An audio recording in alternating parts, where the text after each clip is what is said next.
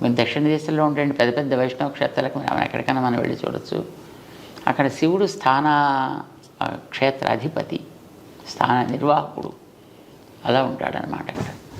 And చాలా చోట్ల ఉండేటటువంటి ఈ అమ్మవారి ఆలయాలు ఉంటాయి. అలాంటి వాటికి రామానుజులు అన్ని చోట్ల ఆరాధనలు ఏర్పాటు చేశారు, మర్యాదలు ఏర్పాటు చేశారు. ఇప్పుడు శ్రీరంగం చాలా పెద్ద క్షేత్రం. శ్రీరంగం పక్కన సమయపురం అని ఉంది ఇక్కడ, అమ్మవారి క్షేత్రం. శ్రీరంగ క్షేత్రంలో బ్రహ్మోత్సవాలు ఆరంభం కావడానికి పూర్వం సమయపురంలో బ్రహ్మోత్సవాలు చేసి, ఆ బ్రహ్మోత్సవాల్లో శ్రీరంగం క్షేత్ర పెరుమాళ్ దిగించే మర్యాదలు పంపించి అమ్మవారికి, అక్కడ ఉత్సవాలు పూర్తయిన తర్వాత ఇప్పుడు రంగనాథుడు తన బ్రహ్మోత్సవాలు ప్రారంభం చేసుకుంటాడు. ఇది రామానుజులు వారు చేసిన వ్యవస్థ. ఇలా ఒకటి కాదు, మనకి ఎన్నో చోట్ల క్షేత్రాల్లో చూస్తే కాంచీపురం దగ్గర ఉండేటువంటి దివ్యక్షేత్రాల్లో చాలా చోట్ల అవన్నీ కూడా అక్కడ సుమారుగా 17 దివ్యదేశాలు ఉన్నాయి కాంచీపురం చుట్టూ. ఆ దివ్యదేశాల్లో అన్నిట్లో కూడా పరమశివుడికి జరపవలసినటువంటి ఉత్సవాలని జరిపి స్వామి ఆయా క్షేత్రాలను ఏర్పాటు చేశాడు. అక్కడ మీనాక్షి అమ్మవారి యొక్క ఆలయం మధురైలో ఉండేటటువంటి దానికి కూడా మలయధ్వజుడి యొక్క కుమార్తె ఆవిడ. సో అక్కడ కూడా జరిగే ఉత్సవాలు పక్క నుండి తిరుమాలింజోలై అని అక్కడ ఒక క్షేత్రం ఉంది. అక్కడ ఉండేటటువంటి పెరుమాళ్ళు విష్ణుమూర్తి, ఆయన తనకి చెల్లెలుగా ఆవిడని భావించి ఆవిడికి ముందర ఉత్సవాలు జరిపించి ఆ తర్వాత తన ఉత్సవాలు చేసుకుంటాడు. అంచేత ఎక్కడైనా సరే అమ్మవారిని, పార్వతిని లేదా పార్వతి అంశగా ఉండేటటువంటి ఇప్పుడు చండి, దుర్గా ఇలాంటి వాటన్నిటిని కూడా తన సోదరిగానే భగవంతుడు ఎప్పుడు భావిస్తాడు. రామానుజుల వారు కూడా ఆ మర్యాదని నిలబెడుతూ ఆయా క్షేత్రాలకి ముందర మర్యాద జరిపి అవి అయిన తర్వాత తమ పెరుమాళ్ ఉత్సవాలు జరిపిస్తుంటారు అన్ని చోట్ల. ఎందుకనంటే శ్రీమద్ భాగవతంలో 10వ స్కంధంలో శ్రీకృష్ణుడు జైల్లో పుట్టాడు మధురైలో. తను తల్లిదండ్రులకి ఇద్దరికి కనిపించి, నేను మీకు పిల్లవాడుగా పుట్టాను, ఎందుకంటే వాడు పిల్లవాడుగా నువ్వు మాకు పుట్టాలని తపస్సు చేసుకున్నటువంటి వాడు గతంలో. సో నేను మీకు పుట్టాను కదా అని 4 చేతులతోటి కనిపించాడు ఆయుధాలతోటి. ఓ పుట్టావయ్యా జాతోసి దేవదేవేశ శంఖ చక్ర గదాధర ఇది ఇలాగ వాళ్ళంతా అంగీకరించిన తర్వాత అప్పుడు ఆయన, నేను ఇక్కడ ఉంటే మళ్ళీ మీకు ప్రమాదం చేత నన్ను తీసుకెళ్ళి బలం చోట చేర్చండి, అక్కడ ఒక అమ్మాయి ఇప్పటికే పుట్టి ఉంటుంది, ఆ అమ్మాయిని మీరు తెచ్చుకోండి ఇక్కడికి అని ఆయన ఆదేశించాడు. ఆదేశించినప్పుడు వసుదేవుడు పిల్లవాడిని తీసుకుంటాడు. ఎలా వెళ్ళాలి అని క్వశ్చన్ చేయలేదు. ఇక్కడ భగవంతుడు చెప్పిన ఆదేశం మీద మళ్ళీ డౌట్స్ ఉండాల్సిన అవసరం లేదు అతనికి. చేత వెళ్ళేటప్పటికి తలుపులు తెరుచుకున్నాయి. అక్కడ ఉండేవాళ్ళతో మత్తులో పడున్నారు. వాన పడుతోంది, కానీ మీద చుక్క మీద పట్టలేదు. వెనకాతల ఆదిశేషుడు ఫణాలతో ఉన్నాడు. యమునా నది దాటాలి, మోకాటి లోటులోకి నేల వచ్చేసింది. ఈయన హాయిగా నడుచుకుంటూ వెళ్ళిపోయాడు. దాని మించి ఆ పిల్లవాడిని నందగోపుడికి హ్యాండ్ ఓవర్ చేశాడు. నందగోపుడి దగ్గర ఉండే ఆ అమ్మాయిని తను చేతిలో తీసుకున్నాడు. అప్పటికే ఆవిడ అక్కడ పుట్టి ఉంది. ఆ పిల్లని తీసుకొచ్చి జైల్లోకి మళ్ళీ చేరిన తర్వాత అప్పుడు ఆ పిల్ల కేరమని ఆవిడ ప్రారంభించింది. తలుపులన్నీ మూసేసుకున్నాక కంసుడు వచ్చాడు. తెలిసింది అతనికి. పిల్లని పైకి ఎగరేసి కింద కత్తి పెట్టి దాని మీద కట్ చేసే ప్రవృత్తి అతనిది. సో ఇలా చేద్దామని ఆ పిల్లని ఇలా పైకి ఎగరేశాడు.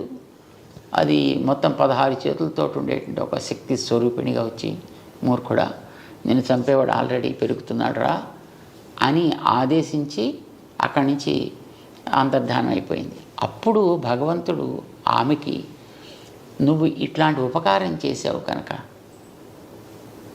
నిన్ను ఫలానా పేర్లతోటి ఆరాధన చేస్తారు. దుర్గా, కాత్యాయని ఇలాంటి అనేక పేర్లతోటి నిన్ను ఆరాధన చేస్తారు అని చెప్పాడు. ఇప్పుడు ఆవిడ కృష్ణుడు పుట్టినప్పుడు కృష్ణుడు తర్వాత పుట్టింది. అక్కడ కృష్ణుడు కార్యాన్ని సాధించి పెట్టింది. అందుచేత ఆవిడ కృష్ణుడికి సోదరి. కృష్ణుడు సాక్షాత్తు భగవానుడు చేత భగవానుడికి ఆవిడ సోదరి. భగవానుడికి సోదరి అంటే భగవంతుడు మనకి త్వమేవ మాతాచ పితా త్వమేవ, ఆయన మనకి తండ్రి కనుక ఆవిడ ఆయన చెల్లెలు కనుక మనకి మేనత్త అయింది ఆవిడ. బాగుంది స్వామి, చాలా బాగా చెప్పారు. శివుడి మీద ఎప్పుడు కూడా వైష్ణవులకు కానీ దానికి ఎవరికి ద్వేషం అనేది ఎప్పుడూ ఉండదు. అయితే ఎందుకు పూజ చేయాలి అప్పుడు ద్వేషం లేకపోతే? వెంటనే ఈ ప్రశ్న వస్తుంది, ఎందుకు పూజ చేయరంటే ఆయన ఆసుతోషి, కాస్త ఆయనకి కాస్త అనుకూలంగా మాట్లాడిన ఆనందపడిపోయేటువంటి వ్యక్తిత్వం, ఏది అడిగితే అది ఇచ్చేసేటటువంటి మనస్తత్వం, దానికి ముందు వెనక ఆయన చూడు. ఇప్పుడు భోళా శంకరుడు అని కదా అంటారు. నేను తల మీద చెవిటికని చేయి పెడితే వాడు భస్మం అయిపోవాలంటే తథాస్తు అనేసి అడిగిన. మరి ఎక్స్పెరిమెంట్ నీ మీదే ఫస్ట్ చేస్తానయ్యా అంటే కానీ అప్పుడు తను తెలియదు అని ఇచ్చిన వారు ఎంత ప్రమాదకరము. ఆయన అలాగా అల్ప సంతోషి, వరాలను ఇచ్చేటువంటి వ్యక్తిత్వం. మనుషులం మనం జనరల్గా ఎంత భక్తుణ్ణి నేను అని అనుకున్న వ్యక్తులకైనా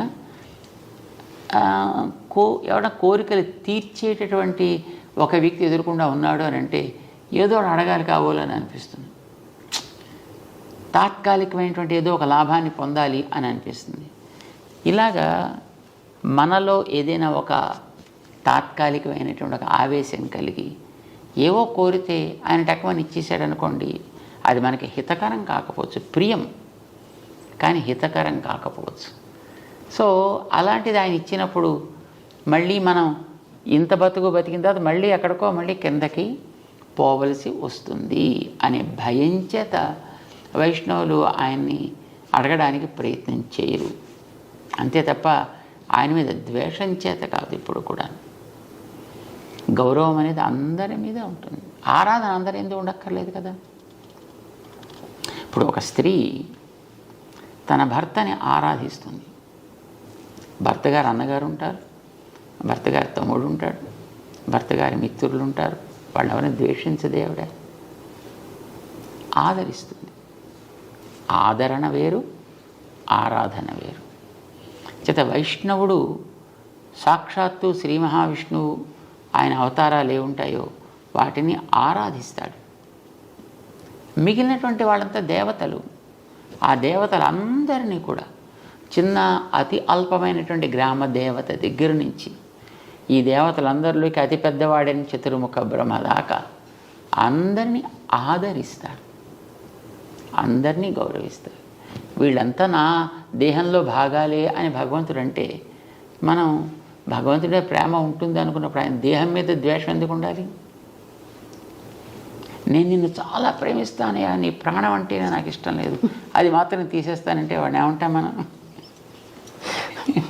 దుర్యోధనుడు ఆ మాట అన్నాడు. అలాగా కృష్ణ నువ్వంటే మాకు భలే ప్రేమ తెలుసునా, పాండవులు అంటావా? పాండవులు మాకు జ్ఞాతులు అంచేత ఏదో ఉంటాయి మాకు ఆస్తి తగాదాలు అంచేత దాని గురించి నువ్వు పట్టించుకుంటావేంటా? మా ఇంటికి రాకుండా వాళ్ళ ఇంటికి ఎందుకు, విదురుడి ఇంటికి ఎందుకు వెళ్ళిపోయావు భోజనానికి అని అడిగాడు రాయభారానికి వెళ్ళినప్పుడు. అంటే ఏం పిచ్చాడు నువ్వు? పాండవులు అంటే నా ప్రాణాలు, 5 పాండవులు నాకు 5 ప్రాణాలు లాంటి వాళ్ళు. పాండవులను ద్వేషిస్తా, నిన్ను ప్రేమిస్తానంటావు, నీ ప్రాణం తీసేస్తాను, నువ్వంటే మాత్రం ప్రేమ. ఆ మాటకి ఎంత అర్థం లేదు, నువ్వనే మాట కూడా అలాగే అర్థం లేదా అన్నాడు ఆయన.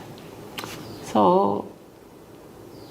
ఎవరైనా సరే మనకి భగవంతుడు దేహంలో భాగాలే అన్నప్పుడు ఎందుకు ద్వేషం ఎందుకు ఉంటుంది? నిజమైన వైష్ణవుడు ఎవ్వడిని ద్వేషించడు. తప్పు చేసేవాడిని, తప్పుని ద్వేషిస్తాడు, వ్యక్తిని కాదు. ఎవడైనా చేస్తే అట్లాగా చరిత్రలో మీరు ఎక్కడైనా ఇప్పటిదాకా గమనించండి, ఎవడైనా ఎక్కడైనా ఒక శైవ ఆలయాన్ని విష్ణు ఆలయాల కింద ఎక్కడైనా కన్వర్ట్ చేసినట్టు ఉందా? ఇవి ఎన్నో రకాలుగా మారాయి, వాటిని ఎట్నుంచి ఇటు మారలేదు. స్వామి, విశిష్టాద్వైత మార్గము, అద్వైత మార్గము రెండు విభిన్న మార్గాల, ఒకటి రూపాంతరం చెంది ఇలా వచ్చిందా, లేకపోతే 2 మార్గాల ద్వారా కైవల్యం సాధించవచ్చా? ఆలోచనలో కలిగే పక్వతని బట్టి సిద్ధాంతాలు ఉంటాయి. సిద్ధాంతం అనేది ఒక వ్యక్తి యొక్క మానసికమైనటువంటి పరిపాక దశ ఎలా ఉంటుందో దాన్ని బట్టి అది ఏర్పడుతూ ఉంటుంది. ఇప్పుడు ఏదైనా ఒక వస్తువుని చూసి ఇది ఎన్ని అని అడిగామనుకోండి, ఏం చెప్తారు మీరు? తిరునామాలు, శంఖ చక్రాలు. ఇది ఎన్ని? స్వామివారి చిహ్నాలు. ఎన్ని? స్వామి ఇది ఎన్ని? 3 అని చెప్పవచ్చు స్వామి. నామాలు ఒకటిగా పరిగణిస్తే బేస్ 4, బ్యాక్ కింద సపోర్ట్.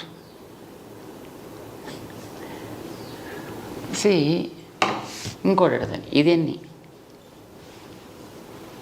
1. గోరు అంతర్భాగం అంటే అది ఇదిలోదా వేరా? అందులోదే. గోరును వేలంటారా ఎవరన్నా? అంటే అప్పుడు గోరు వేరనట్టనా? వేళ్ళలో భాగమే స్వామి. అంటే ఇది ఒకటే మరి అప్పుడు ఎన్ని? 1. గోరు skin, bone, blood, flesh, cells ఎన్ని?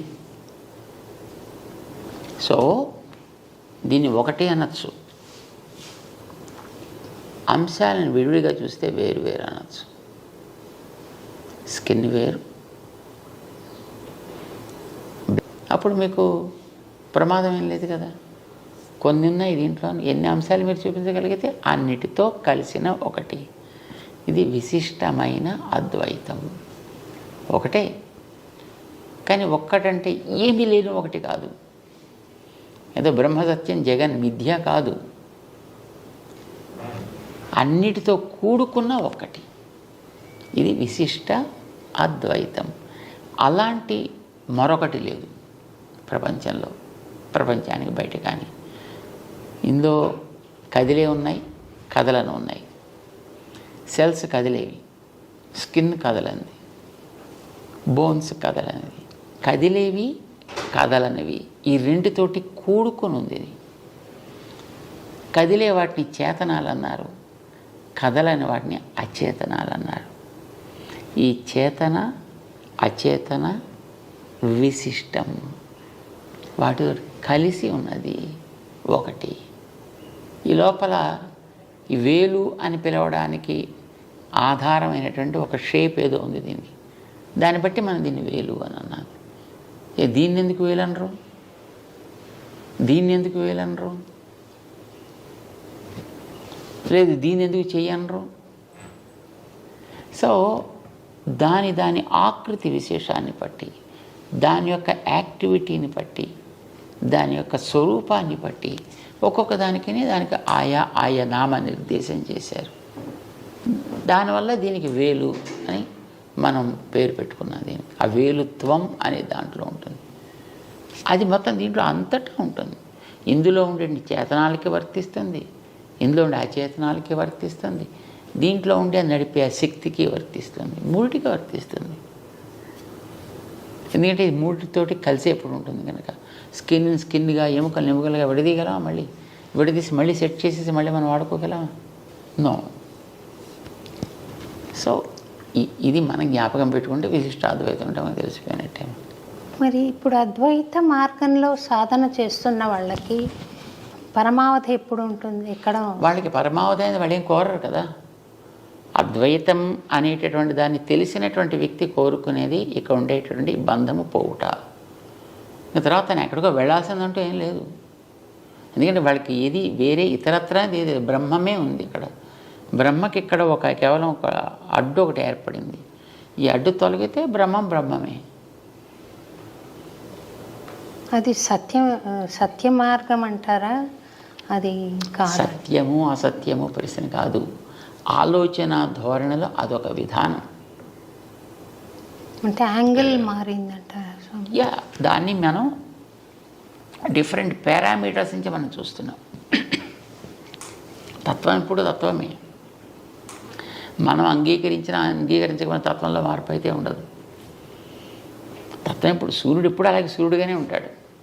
కొంతమంది ఆ సూర్యుని గోడమని గుర్తిస్తారు, కొంతమంది దాన్ని నారాయణుడు అని గుర్తిస్తారు, కొంతమంది దేవత అని గుర్తిస్తారు, కొంతమంది ఒక శక్తిని గుర్తిస్తారు. That's okay. నువ్వు ఏమనుకున్నా, నువ్వు ఎలా చేసుకున్నా, ఏ రకమైన ఉపాసన నువ్వు చేసినా ఆయనలో అయితే మార్పే ఉండదు. ఇది వెళ్ళి సూర్యుడే మార్చలేదు. అది సూర్యుడిలాగే he remains as it is. That's okay. మీరు ఎలా అనుకున్నా దానికి ఆయనకేం అభ్యంతరం? మన తెలివిలో అభ్యంతరాలు ఉంటాయి. మన తెలివిలో వికాసము అనేటటువంటిది ఎంతవరకు వచ్చింది దాన్ని బట్టి మన అవగాహన కూడా పెరుగుతూ ఉంటుంది, తరుగుతూ ఉంటుంది. సో ఎన్ని రకాలుగా చూడొచ్చు అనేది మనకి మహానుభావులు చెప్పారు. ద్వైతంతో చూడొచ్చు, అద్వైతంతో చూడొచ్చు, విశిష్టాద్వైతంగా చూడొచ్చు, శుద్ధాద్వైతంగా చూడొచ్చు, భేదాభేదంగా చూడొచ్చు. So all these are different ways of schools of thought. They can reach the ultimate. They reach whatever they wish. అంతే. ఇప్పుడు వీళ్ళు కోరుకుంది ఏంటి? ఇక్కడి బంధం నాకు తొలగిపోవాలను, తొలగిపోతుంది అంతే. అంతవరకు ఉంటారు. ద్వైతులు స్వామి, ద్వైతులు భగవంతుడిని చేరాలి అని అనుకుంటారు. చేరగలుగుతారా? ఆ నిష్ట వాళ్ళు ఉంటే ఎస్ తప్పకుండా వాళ్ళు చేరగలవచ్చు. మనం కోరేది మోక్షం అనేటటువంటిది కర్మబంధం. యాక్చువల్లీ ఇక్కడ మనకి ఎందుకోసం పుట్టుక చావు వస్తున్నాయి? కర్మబంధం. ఈ కర్మబంధం తొలగిపోవాలి మనకి. దీని పేరు మోక్ష. ఈ కర్మబంధం నాకు తొలగిపోయిందంటే నా సహజ స్థితి ఏదో నాకు ఏర్పడుతుంది. ఆ సహజ స్థితి ఏమిటి అనేది ఒక చోటు, పరమపదం అనేటటువంటి చోటు. అక్కడ భగవంతుడు విగ్రహ రూపంలో ఉంటాడు. విగ్రహ రూపంలో అంటే మన దగ్గర కూడా విగ్రహ రూపంలో ఉంటాడు, కానీ ఇలా ఉంటాడు అక్కడ. ఆయన సహజంగా ఉండేటువంటి జ్ఞాన శక్తి ఇలాంటి వాటి అన్నిటితోటి కూరుకుంటాడు. శరణాగతి గజ్జల్లో చూడండి, రామానుజరావు ముందర వర్ణిస్తారు, చూసారా?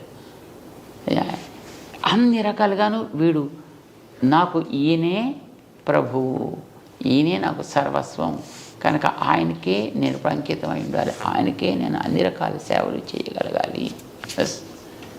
ఇది వాళ్ళలో ఉండేటువంటి ఒక కన్ఫర్మేషన్, ఒక రిజల్యూషన్. ఇది కలిగిన వాడికి ఎంతెంత వాడు ఆ భగవత్ సేవ వాడు చేసుకోగలుగుతుంటే వాడు అంతంత భగవంతుడి దగ్గరగానే ఉంటాడు వాడు. అయితే ఏంటి, మనకి కర్మ బంధం ఉన్నంత వరకు అనుకున్నట్టుగా చేయలేడు. బంధం తొలగిపోతే ఇంకా బాగా చేయగలుగుతాడు. అంచేత కర్మబంధం తొలగడం, భగవత్ సన్నిధి లభించడం, భగవత్ సేవ చేసుకోవడం, ఇది ఒక స్టెప్ బై స్టెప్ అన్నమాట. దీన్ని మొదటి నుంచి ఆరంభం చేసి ఒక 54 మెట్ల కింద భావన చేస్తూ మన వాళ్ళు దాన్ని ఒక చిన్న ఒక ప్రవచనం ఉందన్నమాట. దాన్ని ఒక పుస్తకం కింద వేస్తారు దాన్ని. సో మనం చేసేటటువంటిది అల్టిమేట్లీ ఏం కోరుకుంటాం? భగవంతుడు, ఆయనకి మనం దాసులం కనుక మనం చేసేది ప్రతిదీ ఆయనకి సేవ కావాలి. ఇక్కడ ఉండేటప్పుడైతే బంధంలో ఉండి చేస్తున్నాం, బంధం తొలగిపోతే ఇంకా బాగా చేసుకోగలుగుతాం. అంతే తేడా మనకి మోక్షం అంటే. కానీ మిగతా వాళ్ళకి మోక్షం అంటే భగవంతుడు ఒకడు ఉంటాడు, వాడికి దాసుడిగా మనం ఉంటాం, మనం అక్కడ సేవ చేస్తాం అనేది అద్వైతంలో ఉండదు. ఎందుకంటే నేనే బ్రహ్మం అయిపోతా. ఇప్పుడు దీపం ఆరిపోయింది, ఇక్కడ ఎక్కడికి వెళ్ళింది అది? మన వాళ్ళు ఎవరో చూసి వచ్చిన కొండెక్కింది అన్నారు. అదేనా కొండెక్కింది? ఎక్కడి నుంచి నడిచింది? ఎక్కడికైనా దీపం దేంట్లో చేరింది? దేంట్లో చేరలేదు, అక్కడే ఆరిపోయి ఊడిపోయింది. ఇలా చెప్పే కాన్సెప్ట్ ఒకటి ఉంది పూర్వంది. దాన్నే తీసుకున్నారు. తీసుకుని అది ఆరిపోవడం లేకుండా పోవడం కాదయా, అంతటా ఉన్నాడు అని అనుకునే ఆ పరబ్రహ్మ తత్వంలో ఇది కూడా ఏకమైపోయింది. ఇది వాళ్ళకి అద్వైతం అంటే.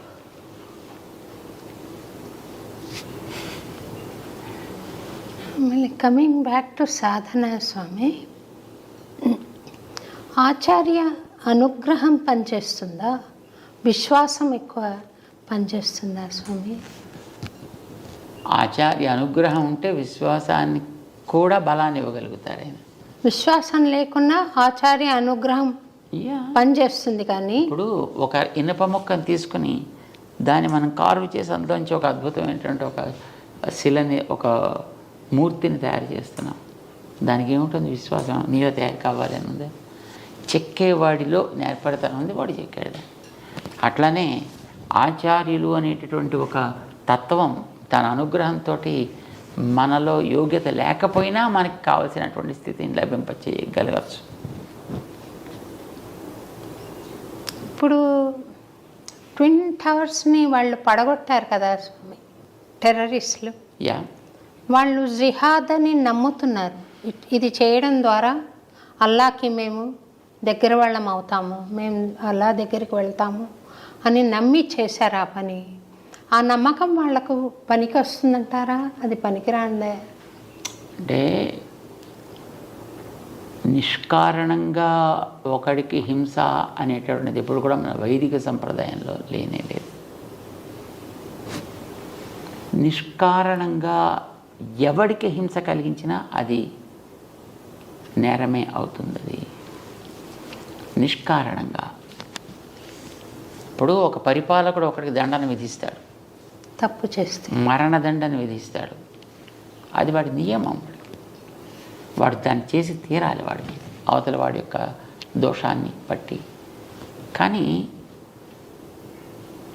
నిష్కారణంగా ఎవరిని హింసించడం అనేటువంటిది మనవాడు ఎప్పుడు ఒక గడ్డి పరచని కోసినా, మన రామానుజులో ఒక శిష్యులు ఒక ఆయన ఉండేవారు, కూరేసులు అంటారు వారిని, కూరతాళ్వాన్ అని అంటారు. ఆకు కోసాడు ఆయన ఒకనాడు తెలియక. దాంట్లోంచి ఆ నీటి బిందువులు జారడం ప్రారంభం చేశాయి. శాప్ అంటాం కదా మనం, ఆ అరిటాకులు కొయ్యగానే దాంట్లోంచి నీళ్ళు వస్తాయి. సో అలాగ రావడం గమనించి, అయ్యో నేను ఏడిపించానే, నేను ఎంత కష్టం వచ్చిందో నీకు. ఇది వారి భావన.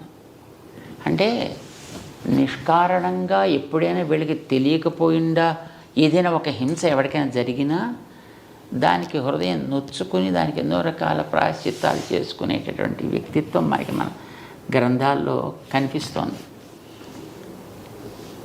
మరి ఎదటి వాడిని ఎంతమంది చంపగలిగితే అంతమందిని చంపి అది భగవంతుడికి ఆనందం కలిగిస్తుంది అనుకోమంటే మరి అది ఎట్లా కుదురుతుంది? గ్రంథాల్లో అలాగా ఉండదన్నమాట. భగవంతుడి విషయంలో అలాంటిది ఉండదంతా. పిపి నాంచారి అని ఒక పాత్రను మనం చూస్తాం కదా స్వామి, అది సత్యమైన పాత్రేనా? యా,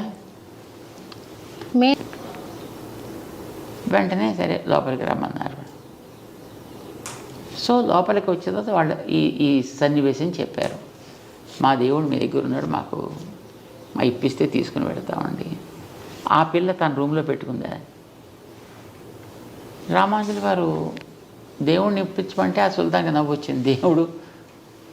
దేవుడు అంటే అన్నీ తెలిసినవాడు, అన్నీ చేయగలిగినవాడు కదా దేవుడు. ఇక్కడ మా దగ్గర ఎలా ఉంటాడు? ఇక్కడ నిజంగా నువ్వు దేవుడిని అనుకున్నట్టయితే మరి నువ్వు పిలువు, వస్తే తీసుకోండి అంటే మేము పిలిస్తే ఆయన వస్తే మాకు మీరు అవకాశం ఇస్తారా? బ్రహ్మాండంగా మీకు కావాల్సిన సౌకర్యాలన్నీ చేస్తా, ఏం కావాలంటే మీరు చక్కగా తీసుకెళ్ళచ్చు, మొదలు ఎవడు మనం అడ్డకుండా ఉండేటట్టు చూసుకుంటా. యేషూర్ రామాదేవుడికి అప్పుడు సభలో కూర్చుని సెల్వ పిళ్ళాయి వారీర్ ఓ సంపత్పుత్రుడా రా అని 3 సార్లు పిలిచేటప్పటికి ఆవిడ రూములో ఆవిడ లంచ్కి వెళ్ళింది. అప్పటికి అక్కడ ఉండేటువంటి ఆ విగ్రహం నేరుగా ఇలా అలా అలా అలా అలా వచ్చి రామాదేవుడిలో కూర్చున్నారు. సుల్తాన్కి ఆశ్చర్యం. వెంటనే ఆయన తన యొక్క పరివారాన్ని అంతటిని కూడా ఇచ్చి వీరికి పంపించారు. ఆ రకంగా పట్టుకొచ్చేసి వీరు గుర్రాల మీద తీసుకొచ్చి మొత్తం ఒక 2 డేస్లో అక్కడ మొత్తం ఆలయం ప్రతిష్ఠ అయిపోయింది. యాజ్ యూజ్గా పెట్టేసుకున్నారు. ఆ తర్వాత ఈ పిల్ల వచ్చింది. ఎందుకంటే నాన్నగారి దగ్గర మొట్టమొదటి చెప్పింది, నాన్నగారు ఏం చేయలేదు. సరే అన్నారు, మేము మధ్యాహ్నం ఎవరో వచ్చారే తీసుకెళ్ళిపోయారు అది no no no I want it. సరే మరేం చేస్తారు, ఆవిడ అడిగినప్పుడు రథం గట్రా ఇచ్చి ఆవిడ పంపించారు రామానుజుల వారు వెళ్ళిన దారిలో. కానీ ఆవిడ చూడ 10 రోజులు అయింది. కానీ రాసపుత్రికి కదా ఆగుతూ రావాలి. సరే వచ్చింది. గుళ్ళో దేవుడు తాను ఆరాధన చేసుకునేటువంటి, తను ప్రేమించినటువంటి, ఆరాధన కాదు వాడికి ఆరాధన ఏం తెలుస్తుంది, తను ప్రేమించిన వ్యక్తి ఎదురుకుండా ఉన్నాడు అక్కడ, వెళ్ళి ఒకసారి నేను తెచ్చేసుకుంటా అన్నట్టుగా అటుపక్కకి వెళితే ఆపేశారు. దీన్ని దాటి వెళ్ళడానికి వీల్లేదు. ఏం చేయాలి అప్పుడు? ఆ పిల్ల ఆ మాట తట్టుకోలేక, నేను ఎన్ని రోజులు నా రూమ్లో పెట్టి హాయిగా ఆడుకుంటూ ఉండేటటువంటి, ఆవిడ దృష్టిలో అది బొమ్మే కావచ్చు, కానీ she was so attached to that. దాని దగ్గరికి వెళ్ళకపోయేటప్పటికి అక్కడే దుఃఖంతో కూలిపోయినది, చనిపోయింది. అప్పుడు రామానుజుల వారి తర్వాత తెలిసిన సమాచారం, ఈ పిల్ల ఇంత భక్తి ఇంత శ్రద్ధ, ఈ విగ్రహం ఆవిడకి సంప్రదాయం తెలుసా తెలియదా అది వేరే విషయం, ఇవన్నీ వచ్చునా రాదా అనేది వేరే విషయం, కానీ దట్ వే ఇన్వాల్వ్డ్. ఇది చూసి రామానుజాచార్యుల వారు ఆమెకు కూడా సాక్షాత్తు లక్ష్మీ అంశ లేకపోతే ఇంత ప్రేమ ఉండదు కనుక ఆవిడ కూడా లక్ష్మీలాగా ఆరాధనలు జరగాలి అని అక్కడ ఏర్పాటు చేసి పెట్టారు. అక్కడ మేల్కోటలో ఉందా? మేల్కోటలో ఇప్పుడు బీబీ నాంచియార్ అంట. ఎందుకు స్వామి అది హైలైట్ అవ్వలేదు? ఇప్పుడు ఉన్న ఈ మత విద్వేషాలు తగ్గుతాయి కదా. వాస్తవాలు చెప్పడానికి కూడా కొంతమందికి ఇష్టం ఉండదు, జనాలంతా కలిసిపోతే కూడా ఇష్టం ఉండదు, కలిసిమెలిసి తిరుగుతుంటే చూడబుద్ధి అవ్వదు. వాళ్ళ రొట్టి బాగా వేగాలి అని అంటే వీళ్ళు కొట్టుకుంటూ ఉంటే వాళ్ళకి they have their own activities continue. ఇప్పుడు స్వాతంత్ర్యం వచ్చి 76 ఏళ్ళ పైన అవుతుంటే ఇప్పటిదాకా కొంతమంది పూరిపాకల్లో పడి దళితులు దీనులుగా ఉన్నారంటే అర్థం ఏంటి? ఇప్పటికి ఎన్ని లక్షల కోట్లు వాళ్ళ కోసం శాంక్షన్ చేశాయి ప్రభుత్వాలు. ఏమైపోయావంతా? అవన్నీ ఇచ్చుంటే వాళ్ళకి అసలు ఇప్పటి బ్రహ్మాండ భవనాల్లో వాడుతూ ఉండాల్సిందే, అసలు పూరిపాకలే ఉండకుండా ఉండాల్సింది అంటే ideologically that's good, that's utopian ideology, right. కానీ అది కనుక లేకపోతే వీళ్ళకి రాజకీయంగా నిలకడ ఉండదు, అంచేత వాడిని మెయింటైన్ చేస్తూ ఉండాలి ఎప్పుడన్నా. ఒక చిన్న భక్తురాలిగా నేను ప్రచారం చేయొచ్చా స్వామి ఆ కథ? చక్కగా చేయాలి. మన ప్రైమ్ మినిస్టర్ గారే చెప్పారు రామానుజుల వారి విగ్రహాన్ని ఆవిష్కరించడానికి వచ్చినప్పుడు. ఇక్కడ వచ్చి చెప్పారు కానీ అన్ని చోట్ల చెప్పాలి కదా. అన్ని చోట్ల అవసరం ఎక్కడ వస్తే అక్కడ చెప్తారు, దానికే ఉంది. ఇప్పుడు రామానుజుల వారి స్టాంప్ రిలీజ్ చేశారు ఢిల్లీలోనే, వారి భవనంలోనే చేశారు, బ్రహ్మాండంగా చెప్పారు అప్పుడు దాని గురించి. ఆ రోజుల్లో 1000 ఏళ్ల క్రితం రామానుజుల వారు చేసినటువంటి సామాజికమైనటువంటి విప్లవాలే కాదు, ఆధ్యాత్మిక రంగంలో వారు చేసినటువంటి రెవల్యూషనరీ చేంజెస్, రిఫార్మ్స్, ఇంత పదవి పవరు ఉండి కూడా మా చేతుల్లో మేము వాటిని టచ్ చేయడానికి కూడా సాహసించలేము. అలాంటి గొప్ప గొప్ప అచీవ్మెంట్స్ వారు ఆ రోజుల్లో చేశారంటే చాలా ఆశ్చర్యం అని ఆనందం పొంగిపోయాడని చెప్పుకున్నాయి. సో జనాలకు తెలియకపోలే, కానీ తెలిసిన వాటిని పైకి తెలియనివ్వరు. ఎందుకంటే తెలిస్తే మళ్ళీ జనం అంతా అలాగే అయిపోయి కలిసిపోయి జనం అంతాను వీళ్ళంతా ఉండిపోతే ఇంకా తర్వాత వాళ్ళకి ఇంక చెప్పడానికి ఏముంటుంది. సో రోగికి మందు ఇచ్చేస్తే ఇంక మళ్ళీ తన దగ్గర రాకపోతే తన ప్రాక్టీస్ పోతుందనుకునే డాక్టర్ చూడండి ఆ రోగాన్ని జీవితాంతం మెయింటైన్ చేస్తారు, డయాబెటీస్ లాగా. సో ఇలాంటి వాళ్ళు మెయింటైన్ చేస్తున్నారు. కానీ నిజానికి రామానుజుల వారు ఆ రోజులో చేసిన ఉపకారం చాలా అద్భుతం అన్నమాట. అందరినీ కూడా ఒక ప్లాట్ఫామ్ తీసుకురాగలిగారు కదా ఆయన. అందరూ కూడా భగవంతుడితో సమానమే అన్నారు కదా. ఒక మాల వ్యక్తికి తన గురువు గారు అంతిమ సంస్కారం చేయడం తన కన్నులతో చూశాడు ఆయన. చేత మనకి సాంప్రదాయకులలో ఏ రకమైనటువంటి చికాకులు ఉండవు, లేవు. కానీ అందరికీ తెలియడానికి తెలియచేయాల్సినటువంటి స్థాయిలో ఉండేవాళ్ళు తెలియజేసే ప్రయత్నాలు చేయటం లేదు. మిగతా వాళ్ళు చెప్పేది కొంతవరకు పెడతాయి. మాస్లోంచి వెళ్ళడానికి కావాల్సినట్టుగా ఉంటే అది ఎక్కువ మందికి రీచ్ అవుతుంది. ఈ ఆధునిక యుగంలో కులం యొక్క ప్రాముఖ్యత ఏమైనా ఉందా స్వామి? వేస్టా? కులము అనేటటువంటిది ఒక స్కిల్ని బట్టి వచ్చినటువంటిది. ఇప్పుడు వ్యవసాయం చేసేటువంటి ఒక రైతు ఉన్నాడు అనుకోండి, ఆ రైతు యొక్క పిల్లాడికి 6 ఏళ్ళు 7 ఏళ్ళు వయసు ఉండే పిల్లాడికి కూడా తండ్రి వెంట వెడుతూ ఉంటాడు కనుక అతనికి తెలుస్తుంది ఏ సీజన్లో ఈ గింజలు నాటాలి, ఏ సీజన్లో నీళ్ళు కట్టాలి, ఏ సీజన్లో అక్కడ దానికి తూములు అవన్నీ తెరవాలి, ఏ సమయంలో దానికి కోతలు కొయ్యాలి, ఎప్పుడు ఎట్లాంటి సమస్యలు రావచ్చు, ఎలా కోసి ఇంటికి ఇవన్నీ వాడికి కరతలామలకంగా ఉంటాయి. ఇది స్కిల్ అంటాం, ఇది కులపు ప్రభావం అంటాం. అది వ్యవసాయానికి మీకు ఎగ్జాంపుల్ చెప్పాను.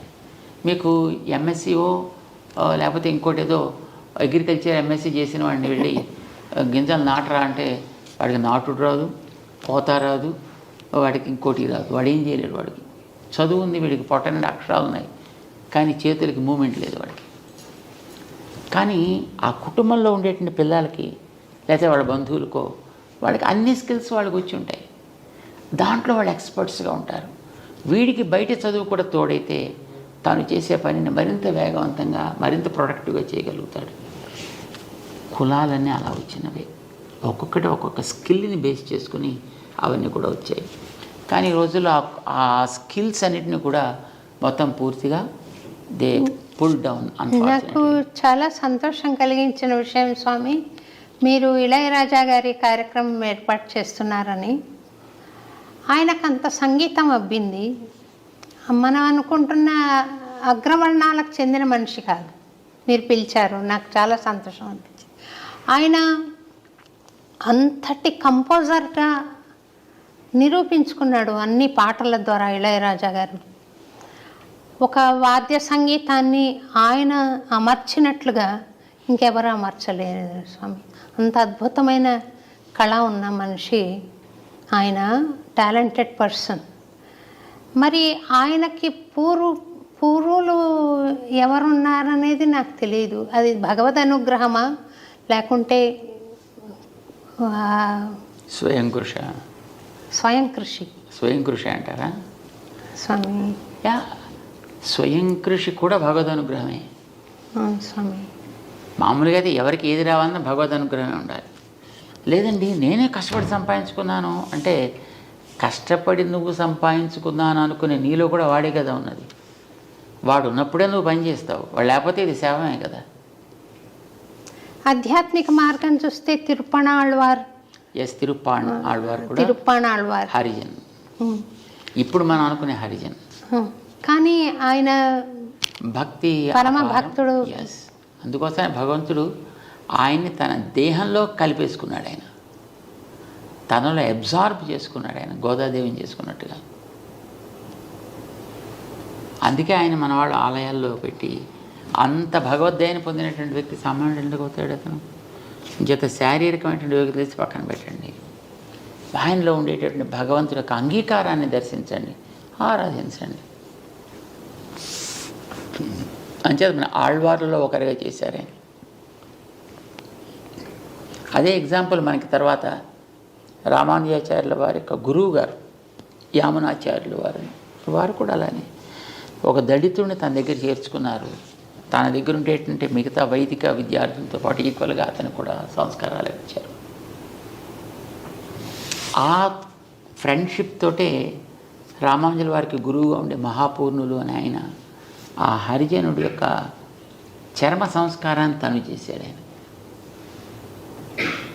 సో కులాలు అనేవి ఉన్నమాట వాస్తవం, కానీ కులాలు పోట్లాట్ల కోసం రాలేదు. కులాలు అనేవి కళని పెంచుకోవడానికి కోసం వచ్చాయి. మనకి కళలు పెరగాలి, కులాలు మనకి అభ్యంతరం కాకూడదు ఎప్పుడూను. కానీ అది సరైనటువంటి రీతిలో ఉపయోగించకపోతే అది ప్రమాదం అవుతుంది. దానికి సరైనటువంటి మార్గాన్ని చూపించకపోతే అది ప్రమాదకరం అవుతుంది. ఇప్పట్లో చూడండి, ఈ రోజుల్లో ప్రతివాడు ఆ కులం పేరు చెప్పుకొని, ఇదివరకు 4-5 కులాలు ఉండేవి, ఇప్పుడు 5-6 వేల కులాలు అయిపోయాయి మొత్తం అంతా. మరి ఎక్కడి నుంచి వచ్చాయమని తెలియదు, ఎందుకు వచ్చాయమని తెలియదు. పోయిన వ్యక్తులు ఆ కళని మనం పోషిస్తున్నామంటే ఆ కళని దారుణంగా నాశనం చేస్తున్నాం, వైజ్ఞానికం అని పేరు పెట్టుకుని. ఇప్పుడు వంశపారంపర్యంగా కొన్ని గుణాలు వస్తాయి, కొన్ని స్కిల్స్ వస్తాయి అని మనం అనుకుంటున్నాం కదా స్వామి. అలాంటి మంచి వంశంలో పుట్టి కూడా ఊహించని పరమ దుర్మార్గ పనులు చేసిన సన్నివేశాలు మనం ఈ మధ్య కొన్ని చూసాం స్వామి. ఎందుకు అలా జరుగుతుందంటారు? వాళ్లకు మామూలు విలన్ లాగా కూడా కాదు, అది అత్యాచారం జరుగుతుంది. ఎందుకు అలాగా? అదే వాళ్ళు పొరపాటున మనుషులే పుట్టారు. వాళ్ళు ఎక్కడో పుట్టాల్సిన వాళ్ళు. ఇప్పుడు చూడండి, ఇదివరకు మనుషులు క్రమ పద్ధతిగా జీవించేవారు. మిగతా ప్రాణులు కూడా వాటి మానాన్ని బతుకుతుండేవి. ఇప్పుడు మనవాడు ఏం చేస్తున్నారు? తిండి అని పేరు పెట్టి మిగతా ప్రాణాలన్నింటినీ నాశనం చేసేస్తున్నారు. మరి అందులోకి వెళ్ళి పుట్టాల్సినటువంటి ప్రాణి, అందులోకి ఉండాల్సినటువంటి జీవి ఎక్కడికి పోతాడు? ఎక్కడో చోటుకైతే పోవాలి కదా. క్రమాలు ఏది లేదు, శుభ్రంగా అందరికీ డోర్స్ ఓపెన్ చేసి పెట్టుకున్నారు వీళ్ళు ఇక్కడ మనుషులు. అంచేత తోడేలుగా పుట్టాల్సిన వ్యక్తి మనిషిగా పుట్టి, నక్కగా పుట్టాల్సిన వ్యక్తి మనిషిగా పుట్టి, జంతువుగా, పులిగా, పుట్రగా పుట్టాల్సినటువంటి ఆ జీవులు అక్కడ అడవులు క్లోజ్ చేసేసి అక్కడ జంతువుల్ని లేకుండా చేసేస్తే మరి ఎక్కడ అవకాశం అక్కడే కదా వచ్చి పుట్టాలి. మనుషుల దగ్గర అవకాశాలు ఉన్నాయి, మనుషుల్లో పుట్టేస్తున్నారు. ఆకృతి, మానవ ఆకృతి, ప్రవృత్తి చూస్తే అది. సో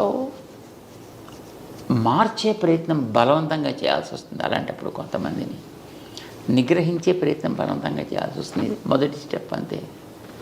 కానీ నిజమైనటువంటి రెండో స్టెప్ ఏంటంటే వాళ్ళకి కావాల్సిన సంస్కారాలు మనకి ఇవ్వగలగడం, అవకాశాలు సమానంగా ఎదగడానికి ఓపెన్ చేసి పెట్టడం. అది ఈక్వాలిటీ. రామాంజలో చేసిన పని. Keep opportunities open to everybody. దాంట్లో మన రిస్ట్రిక్షన్స్ పెట్టకూడదు. ఇప్పుడు ఈ కులం వాడికైతేనే ఇస్తా, ఈ లోపల ఉండేవాడికైతేనే ఇస్తా అలా చెప్పకు. ఇప్పుడు నీకు పట్టణాల్లో ఉండేటువంటి వాడు అన్ని రకాల ఎక్స్పోజర్స్ ఉంటాయి కనుక వాడికి త్వరగా విషయాలు గ్రహించే అవకాశం ఉంటుంది. అదే ఒక అడవిలో ఉండేటువంటి వాడికి, ఎందుకంటే వాడు తెలివైన వాడు కావచ్చు, కానీ వాడికి ఆపర్చునిటీస్ ఆర్ నాట్ దేర్ కనుక వాడు దాన్ని నేర్చుకోలేకపోతాడు, వాడు వెనకబడి ఉండిపోతాడు. ఇక్కడ నీకు ఉండేటువంటి ఈ ఫెసిలిటీ వాడి కోసం అక్కడ క్రియేట్ చేసి అప్పుడు వాడు ఎలా ఎదుగుతాడు చూడు. అప్పుడు వాడు ఎదుగుదలలో ఉండేటువంటి గొప్పతనం ఏమిటో గుర్తించు. Because that's useful for a comparative study. ఇంకా చిన్న ప్రశ్నలు 3 వేసి మీ టైం చాలా తీసుకున్నాను, ముగిస్తాను స్వామి. మీరు స్వామిని ప్రత్యక్షంగా దర్శించగలిగారా స్వామి? యా, వెంకటేశ్వర స్వామిని చూస్తున్నాం కదా. అట్లా విగ్రహ రూపంలో కాకుండా అదే పొరపాటు పడుతున్నాం. అక్కడ భగవంతుడికి తాను కోరుకున్న రూపాలు అనేక ఉన్నాయి. ఒకనాడు తిరిగే రూపంలో వస్తా అన్నాడు, ఒకనాడు తిరగని రూపంలో వస్తా అన్నాడు, ఒకనాడు కొండగా ఉంటా అన్నాడు, నీటిగా ఉంటా అన్నాడు. కొండగా ఉన్నాడు బద్రికాశ్రమంలో, నీటిగా ఉన్నాడు పుష్కర క్షేత్రంలో, విగ్రహంగా ఉన్నాడు ఇక్కడ. అది ఆయన ప్రత్యక్ష రూపం, అది ఆయన స్వయంభూ స్వరూపం. అది మన ప్రత్యక్షంగా మనం చూస్తున్నాం కదా. నమ్మకం లేదు మనకి అది ఆయనే. స్వామి ఇప్పుడు మీరు మాట్లాడుతున్నారు కదా, అలా అవసరమా? అలా మాట్లాడగలిగా? అలా మాట్లాడు. ఎందుకు మాట్లాడంటే అలా మాట్లాడడానికి కొన్ని అవతారాలు సెలెక్ట్ చేసుకున్నాడు ఆయన. అలా మాట్లాడే ఏ వ్యక్తి అయినా వాడికి date of birth, date of departure ఉంటాయి. ఇప్పుడు రాముల వారు వచ్చారు కదా, వచ్చారు మళ్ళీ వెళ్ళిపోవాల్సి వచ్చింది కదా, వెళ్ళిపోయారు. కృష్ణుడు వచ్చాడు మళ్ళీ వెళ్ళిపోవాల్సి వచ్చింది కదా. అవును స్వామి. అట్లా అలా కాకుండా పర్మనెంట్గా ఉండాలి అని అనుకున్నప్పుడే విగ్రహ రూపంలో వస్తాడు ఆయన. అది కూడా ఆయన తీసుకున్నటువంటి స్వరూపమే. మరి మనం ప్రత్యక్షంగా చూస్తున్నామా లేదా? మరి దేవుణ్ణి ప్రత్యక్షంగా చూస్తామా, చూస్తారా? ఎందుకు ప్రశ్న రావాలి? మాట్లాడాలని రూల్ ఏమిటి మీకు? సూర్యుడు మీకు కనిపిస్తున్నాడా లేడా? ప్రత్యక్ష దైవం మాట్లాడుతున్నాడా మీతోటి? అవసరమా? ఫ్యాన్ పైన తిరుగుతూ ఉంటుంది. మీతో మాట్లాడాలా? అవసరమా? తన స్థానంలో తనుండి తను చేయవలసిన పని చేస్తుంటే చాలు. మీకు కావాల్సినది మీకు లభిస్తుంది. దేవుడేనా అంతే. ఆయన మాట్లాడాల్సిన అవసరం ఏముంది? అవసరం అయితే మనసుతో మాట్లాడతాడు. భక్తురాలిగా నేను విగ్రహాన్ని చూస్తున్నాను, మురిసిపోతున్నాను. స్వామి ఫ్లెష్ అండ్ బ్లడ్లో వచ్చి మాట్లాడితే బాగుండు. ఇప్పుడు స్వామి ఎలా మాట్లాడుతున్నారు? అలా మాట్లాడితే మళ్ళీ ఆయనకి మళ్ళీ ఒక మృత్యువు మళ్ళీ వెళ్ళిపోవడం వస్తుంది. అది మనకి ఇష్టమా? నో. అంచేది అలా రావద్దు. అనంత అనుభూతి వేరు స్వామి. ఫ్లెష్ అండ్ బ్లడ్లో రారా అయితే స్వామి? నో. కొన్ని అనుభూతులు నాకు భగవంతుడి అనుగ్రహంతో, ఆచార్య అనుగ్రహంతో నాకు కలిగాయి స్వామి. అంటే భగవాన్ మానుష రూపేణ అని. మీరు కూడా అట్లా కొన్ని సందర్భాల్లో నాతో మాట్లాడిన అనుభూతి నాకు ఉంది స్వామి. మనసులో నేను అనుకుంటున్న దానికి జవాబు మీరు చెప్పడం, ఇది భగవద్ అనుగ్రహం ఉంటేనే స్వామి అలా మాట్లాడారు, భగవంతుడి స్వరూపంగా అని అనిపించింది. అంతే ఉంటుందా? ఇంకేమైనా స్వామి దర్శనం ఇవ్వడం అనేది ఉంటుందా స్వామి? అది మనలో ఉండే భావ ఆవేశం అంటారు దాన్ని. ఇప్పుడు మామిడి పండుని తలుచుకుంటూ ఉండేవాడు, ముఖ్యంగా చిన్నపిల్లల్లో. అదే పండు పండు పండు పండు పండు పండు అని వాడు అనుకుంటుంటాను. వాడి నిజంగా అక్కడ ఒక తోట మామిడి పళ్ళు వీడు పెడుతున్నట్టు, దాంట్లో పండు పట్టుకుంటున్నట్టు, వీడు తింటున్నట్టు వీడికి భావన కలుగుతుంది. ఒక్కొక్కసారి పిల్లలకి నిద్రలో అలాగే అనిపించి నిజంగా లేచి నడిచేస్తుంటారు.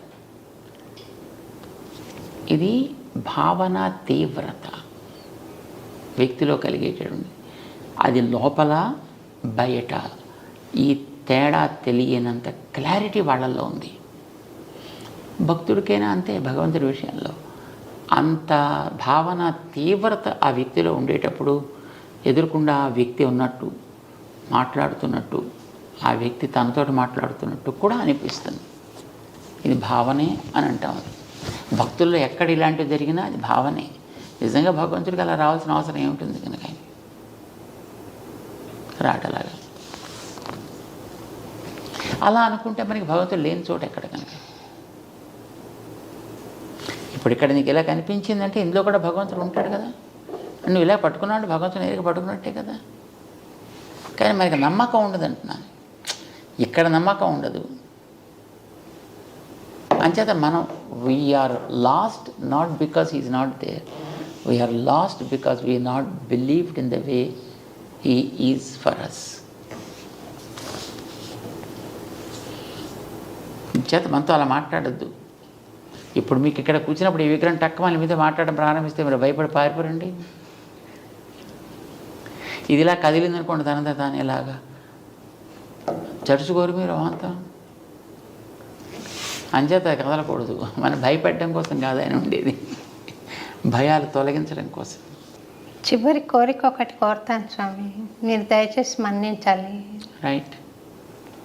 ఒక అన్నమయ్య కీర్తన పల్లవి ఏదైనా మీ నోటంట వినాలని స్వామి, చిన్నది ఏదైనా. అమ్మో మొత్తం మీరు మాట్లాడితే మీరు పొద్దున్నే కూడా అక్కడ నా దివ్య ప్రబంధం చదువుతున్నట్టున్నారు. చాలా చాలా మెలోడియస్గా వినపడుతుంది ఉంటుంది. ఒక లైన్ అనండి. అంటే ఇప్పుడు మేమంటే ఇప్పుడు ఈ ముందర కూర్చున్న వాళ్ళంతా ధనమని పడిపోతారు అంతే. ఒక లైన్ అనండి. మళ్ళీ ఇంకోసారి ఎప్పుడు జీవితంలో మీకు పాటలు అందరూ సంతోషపడతారు. ఒక లైన్ ఏదైనా మీకు తోచిన పాట ఏదైనా ఒక లైన్ అనండి. మాకు అలాగా పెద్ద పాటలు, మాకు మాటలు తప్ప పాటల వాళ్ళం కాదు. మీరు పాడారు స్వామి, చాలా అందంగా అనిపించింది. పైన మేము విన్నాము, మాట్లాడుతుంటే కూడా పాడినట్టుగా వస్తుంది స్వామి. అన్నీ ఏదో ఇప్పుడు అదిగో అల్లదిగో శ్రీహరిధామము ఇలా ఏదో అంటుంటాం, అంతవరకే తప్ప నిజంగా పాడితే ఇంకేం లేదు. పాడండి స్వామి, ఒక లైన్ అనండి. మాకు అలాంటి కంఠం లేదు. చక్కగా ఉంది స్వామి, పాడండి పాడండి. అలాగే అనండి స్వామి, అనండి. అదిగో అల్లదిగో. గతులన్నీ ఖిలమైన కలియుగమందున గతి ఈతడే చూపే ఘన గురుదైవము. చాలా మాకు పాడాలని ఉంటుంది కానీ వినడం మీద ఎక్కువ ఇష్టం మాకు, పాడి భయపెట్టడం కంటే. బాగుంది స్వామి, చక్కగా మీరు చాలా టైం మా కోసం స్పెండ్ చేసి ఈ కార్యక్రమంలో మాకు తెలియని విషయాలు చాలా తెలియజెప్పారు స్వామి. అనేక ధన్యవాదాలు, మీకు పాదాభివందనాలు చెబుతూ నాకు ఒక చిన్న ప్రశ్న ఇంకొకటి మిగిలిపోయింది స్వామి. ఆడవాళ్ళు వేదం చదవచ్చా చదవకూడదా? పుస్తకాలు బజార్లో ప్రింట్ చేసి ఇస్తున్నప్పుడు చదవచ్చా చదవకూడదా అనే ప్రశ్న ఏమిటి? పైగా బజార్లో ఎవరు కొనుక్కోద్దు అన్నారు, ఎవరు చదవద్దు అన్నారు. కనుక చదవచ్చా స్వామి? హాయిగా చదువుకోండి. వేద పఠనం చేయొచ్చు, నేర్చుకుని చదువుకున్నప్పుడు అదే వస్తుంది, అది పఠనమే కదా అది. అంటే నేను దాని అర్థం మనకేం మంత్రపుష్పం నేనంటే పర్వాలేదా స్వామి? ఒక దాని మీద మనకి గౌరవం ఉండేటప్పుడు దానికి ఇది నియమము అని చెబితే ఆ నియమం మీద కూడా గౌరవం మనకు ఉండాలి. నాకు వేదం అంటే వల్ల మారిన ఇష్టం అండి, మంచిది. ఆ వేదం తన కోసం ఇది నియమము అని చెప్పినప్పుడు మన నియమాన్ని కూడా ఎందుకు దాన్ని, నీ నియమాన్ని నేను ఒప్పుకోను కానీ నిన్ను నేను ఒప్పుకుంటానంటే దట్స్ ఇర్రిలవెంట్, రైట్?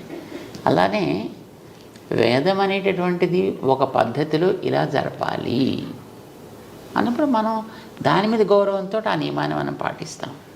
ఒకటి, మనకి భగవంతుడికి అర్పించడానికి ఒక ఉత్తమమైనటువంటి ప్రార్థన కావాలి అనంటే ఎంతోమంది మహానుభావులైనటువంటి ఆచార్యులు, పెద్దలు, ఋషులు మనకి ఇచ్చినటువంటి ఉత్తమమైనటువంటి ప్రార్థనలు కావలసినవి ఉన్నాయి. చక్కగా ఏదో ఒకటి చెప్పచ్చు మనం. దానికి ఇది నియమం అని చెప్పినప్పుడు ఆ నియమాన్నే నేను పాడు చేసే నేను నా ఇష్టం వచ్చినట్టు చేస్తానంటే దాని మీద మనకేం గౌరవం ఉన్నట్టు. అంటే నియమానికి కారణం ఏదైనా ఉంది? యూజువల్గా వేదం చదవాలి అని అంటే ఆ చదివేటటువంటి వ్యక్తి యజ్ఞోపవీతధారి అయి ఉండాలి. Number 1.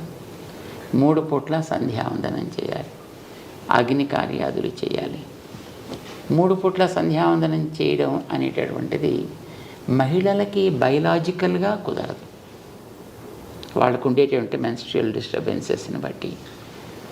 It's not a disturbance, it's the phenomenon of the body. దాన్ని బట్టి వాళ్ళకి ఆ 3 దినాల్లో 4 దినాల్లో సంధ్యావందనం చేసే అవకాశం ఉండదు. మరి సంధ్యావందనం అనేటటువంటిది 3 పూట్ల చేయకపోతే అసలు వాడికి సంధ్యావందనం చేసే యోగ్యత కోల్పోతాడని అంటుంది. మరి వాళ్ళకి ఆ అవకాశం లేదు కనుక వాళ్ళకి అవసరం లేదన్నారు. అవసరం లేదనిపించారు. కారణం వాళ్ళకి సంతానానికి అనేటువంటి ఒక యోగ్యత ఒకటి ఉంది కనుక.